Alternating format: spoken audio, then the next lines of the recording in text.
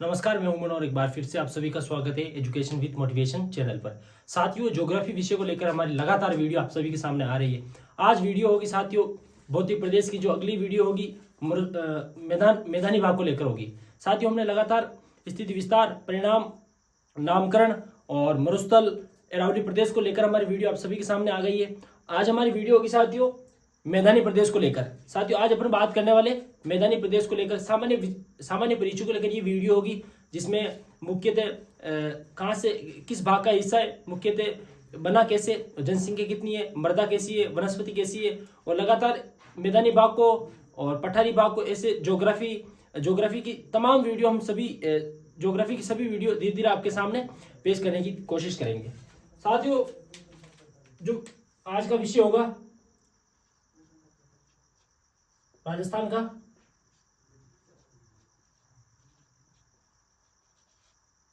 मैदानी प्रदेश।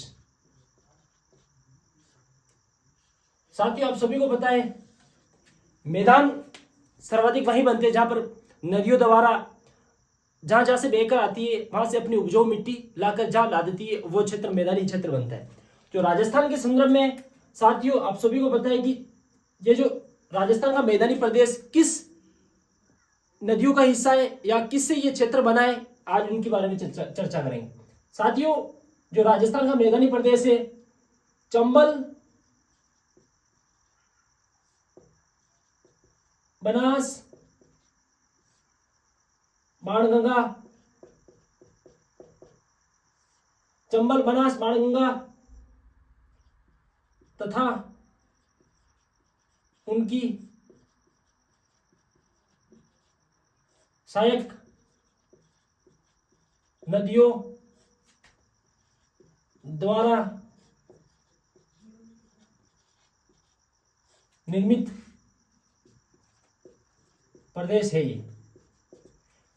राजस्थान का मैदानी प्रदेश अगर हिस्से की बात करें, ये कहां से बना, कैसे बना और किन नदियों का क्षेत्र, यहाँ किन कौन सी नदियां आती है, तो आपको विशेष याद रखना है कि चंबल, बनास, बाणगंगा तथा उनकी सहायक नदियों द्वारा यह निर्मित मैदान है। अगर हमें पूछ ले कि विस्तृत रूप से किसका हिस्सा है, तो अगर हमें पूछ ले कि विस्तृत रूप से गंगा के मैदान का हिस्सा है। किसका है साथियों? गंगा के मैदान का हिस्सा है। गंगा का मैदान साथियों, अगर भारत की भौतिक भूगोल और भारत के अगर फिजिकल फीचर की बात करें तो गंगा का मैदान एक पार्ट आता है, और उसी पार्ट का राजस्थान का जो प्रदेश है मैदानी प्रदेश भी इसी गंगा के मैदान का हिस्सा है। और अगर हमें पूछ ले चंबल, बनास और बाणगंगा द्वारा उनकी सहायक नदियों द्वारा जो मिट्टी लाद कर लाई जाती है, उसकी मिट्टी से यह मैदान निर्मित है। साथियों, अगर सीमा की बात करें तो ये साथियों आप सभी को पता है कि विंध्यन पठार से इसकी दक्षिणी पूर्वी सीमा लगती है। साथियों, आपने जब अभ्यारण्य वाले टॉपिक में पढ़ा होगा कि जैसे यह राजस्थान होता है,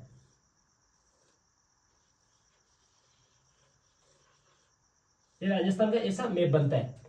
मैंने बताया कि एक अभ्यारण्य है रणथंभौर अभ्यारण्य, जहां पर एरावली और विंध्यन, ये विंध्यन कगार भूमि, विंध्यन पठार।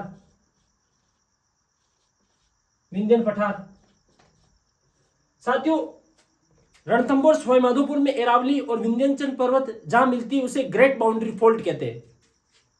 तो आपको याद रखना कि ये दक्षिणी हिस्सा और ये पूर्वी हिस्सा, और हमारा जो मैदानी प्रदेश है वो यह है, ये मरुस्थल, ये अरावली और ये मैदानी प्रदेश,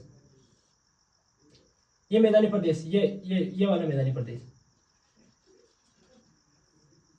और ये जो अपने विंध्यन कगार भूमि, यहां इसका ये मुख्यतः हिस्सा माना जाता है, और यहां पर इसकी दक्षिणी और पूर्वी सीमा विंध्यन कगार या विंध्यन पठार को टच करती है। और यहां पर सवाईमाधोपुर में एरावली की कुछ रेंज और विंध्यन पठार की कुछ रेंज आपस में भिड़ती है। उस भिड़ंत क्षेत्र को संक्रमणित क्षेत्र या ग्रेट बाउंड्री फॉल्ट आदि नामों से जाना जाता है। तो हमारा जो अगला पॉइंट होगा कि इसका जो हिस्सा तो इन नदियों से हो गया और सीमा है विंध्यन पठार से इसकी दक्षिणी पूर्वी सीमा लगती है। अब साथियों मुख्यतः बात आती है कि इस मैदानी प्रदेश में कौन कौन से जिले राजस्थान के आते हैं नवगठित जिलों के अनुसार। आइए इनकी बात करते हैं साथियों। एक तो है अलवर, भरतपुर, धौलपुर, करौली, सवाई माधोपुर। अलवर, भरतपुर, धौलपुर, करौली, सवाई माधोपुर, जयपुर, जयपुर ग्रामीण, दौसा, टोंक, दूदू, साबरा, कोटपुतली, बहरोड, खेरतल, तिजारा, सापरा, दूदू, टोंक, भिलवाड़ा, भिलवाड़ा, चित्तौड़गढ़, प्रतापगढ़, बांसवाड़ा, सलूम्बर, उदयपुर तक का क्षेत्र इसमें आता है। अलवर, भरतपुर, धौलपुर, करौली, सवाई माधोपुर, जयपुर, जयपुर ग्रामीण, दौसा, टोंक, दूदू, साबरा, कोटपुतली, बेरोड, खेरतल, तिजारा, भिलवाड़ा, चित्तौड़गढ़, प्रतापगढ़, बांसवाड़ा, सलूम्बर, उदयपुर। कहने का मतलब है कि दक्षिणी राजस्थान का कुछ हिस्सा और संपूर्ण दक्षिणी और पूर्वी जिले जो राजस्थान के हैं, जयपुर, दौसा, टोंक, जो उपजाऊ भूमि वाले क्षेत्र, जो मैदानी प्रदेश, जो सपाट समतल मैदान में जो जिले अवस्थित है, वो सारे जिले इनमें आते हैं। अब साथियों राजस्थान के कुल क्षेत्रफल का कितना % हिस्सा मैदानी भाग का है, तो वो हमें याद रखना कि 23% हिस्सा मैदानी भाग का हिस्सा राजस्थान में, कुल क्षेत्रफल का 23% भाग मैदानी भाग का है। और यहां पर 23% भाग पर कितनी जनसंख्या निवास करती है, वैसे ही 61.11% भूभाग पर वैसे मरुस्थल का हिस्सा है और वहां पर 40% जनसंख्या रहती है। वैसे ही मैदानी जो भाग की जो क्षेत्रफल है 23% और जनसंख्या है 39% जनसंख्या निवास करती है। साथियों मैदानी भाग की जो जलवायु आप सभी को पता है, जो मिट्टी है जो नदियों द्वारा बहाकर लाई गई है और जहां पर पेड़ जो वनस्पति का भी ठीक ठाक भाव है और वनस्पति का भी ठीक ठाक प्रसार है और नदियों द्वारा पानी लाया जाता है, तो जो मिट्टी होगी या उपजाऊ, दोमट, कच्छारी, उपजाऊ दोमट कच्छारी मिट्टी यह मुख्यतः मिलती है हमें। जलवायु साथियों आर्द्र जलवायु और फसलें गेहूं, चना, जौ और सिंचाई नलकूपों से अधिकतर होती है। आसपास का पानी का जब धरातल पर ठीक ठाक लेवल होता है तो कुओं में किसी प्रकार की पानी का तोड़ नहीं होता है, क्योंकि नदियों द्वारा पानी को जमीन पर भरपूर नदियों द्वारा अनेक स्थानों से यह पानी लाया जाता है, तो जो जमीनी जल स्तर है वो भी ठीक ठाक रहता है और जल अनेक होने के कारण अलग अलग क्षेत्रों में नहरों का भी ठीक ठाक प्रसार है। भरतपुर नहर और गुड़गांव नहर यह मुख्यतः यह नहर है और वर्षा होती है साथियों 50 से 80 सेंटीमीटर और इसका ढाल है जो पूर्व की ओर है। कहां है साथियों? पूर्व की ओर। तभी तो आप सभी को पता होगा कि जो चंबल नदी यहां से प्रवेश करने के बाद ये मुरादाबाद इटावा ऐसी बहती हुई ये धौलपुर सवाई माधोपुर से इधर यूपी की ओर आ जाती है। इसका बहाव का क्षेत्र आप देखो तो ऐसा है, यानी इसका ढाल पूर्व की ओर है। औसत ऊंचाई है साथियों 200 मीटर से 500 मीटर।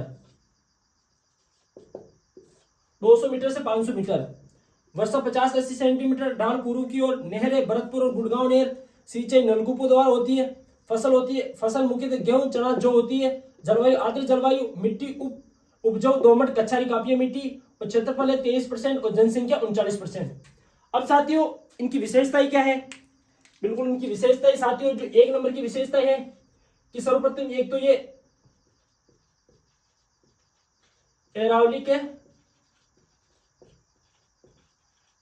पूर्व दिशा में पड़ता है, या अरावली की पूर्व दिशा में इसकी लोकेशन है। बिल्कुल ये अरावली है और अरावली की जस्ट इधर मैदानी भाग है, तो अरावली की पूर्व दिशा में इसकी लोकेशन है। और कृषि की दृष्टि से संपन्न प्रदेश होने के कारण इस मैदानी प्रदेश को राजस्थान का अन्न का कटोरा भी कहते हैं। मैदान होने के नाते नदियां, फसल, और सबसे जो सर्वप्रथम बात यह होती है कि मैदान है किसी प्रकार की जो इंडस्ट्रियल एरिया, औद्योगिक क्षेत्र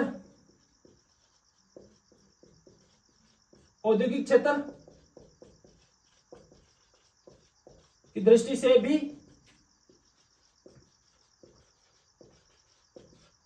औद्योगिक दृष्टि से भी यह संपन्न प्रदेश माना जाता है। अरावली की पूर्व दिशा में यह पड़ता है, कृषि की दृष्टि से संपन्न है, औद्योगिक दृष्टि से संपन्न प्रदेश माना जाता है। और साथियों मही नदी के अलावा इस प्रदेश की समस्त नदियां बंगाल की खाड़ी की ओर अपना जल लेके जाती है। एकमात्र मही नदी है जो बांसवाड़ा के खादू गांव में प्रवेश होने के बाद डूंगरपुर बांसवाड़ा यहाँ बहने के बाद फिर भी ये गुजरात कच्छ के रण में अपने आप को विलुप्त हो जाती है। साथियों ये कहानी छोटी सी आपको समझ में आई होगी। राजस्थान का मैदानी प्रदेश हिस्सा चंबल बनास का है, बाणगंगा तथा इनकी सहायक नदियों द्वारा निर्मित है। विस्तृत जो गंगा के मैदान का हिस्सा है, और इसकी जो सीमा है दक्षिणी पूर्वी विंध्यन पठार से ये मिलती है। जिले अलवर, भरतपुर, धौलपुर, करौली, सवाई माधोपुर, जयपुर ग्रामीण, दौसा, टोंक, दूदू, सापरा, कोटपुतली, बेरोड, खेड़तल, तिजरा और भिलवाड़ा, चित्तौड़, प्रतापगढ़, बांसवाड़ा और सोलंपुर, उदयपुर के ये मुख्यतः जिले आते हैं। क्षेत्रफल है 23%, जनसंख्या 39%। मिट्टी उपजाऊ दोमट कछारी मिट्टी है। जलोढ़ मिट्टी मुख्यतः मानी जाती है, जलोढ़ दोमट मिट्टी। जलवायु आर्द्र जलवायु, आप सभी को मैंने बताया कि मरुस्थलीय मैदान में शुष्क और अर्ध मरुस्थल में अर्ध शुष्क। अरावली में आर्द्र जलवायु और मैदानी, और अरावली की जलवायु सिमिलर जलवायु मानी जाती है। और फसल गेहूं चना जो, गेहूं आप सभी को पता है गेहूं वही उत्पादन होता है जहां पर ठीक ठाक पानी की मात्रा होती है। सिंचाई नलकूपों द्वारा होती है और कई नहरों द्वारा भी होती है। वर्षा 50 से 80 सेंटीमीटर और ढाल पूर्व की ओर है। औसत ऊंचाई 200 से 500 मीटर है। अगली हमारी वीडियो होगी साथियों, वो होगी, अब इसको 4 भागों में बांट देते हैं अपन। एक है चंबल बेसिन, बाणगंगा बेसिन,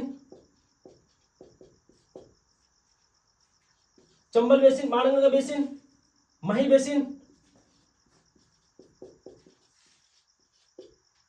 और चौथा है बनास बेसिन।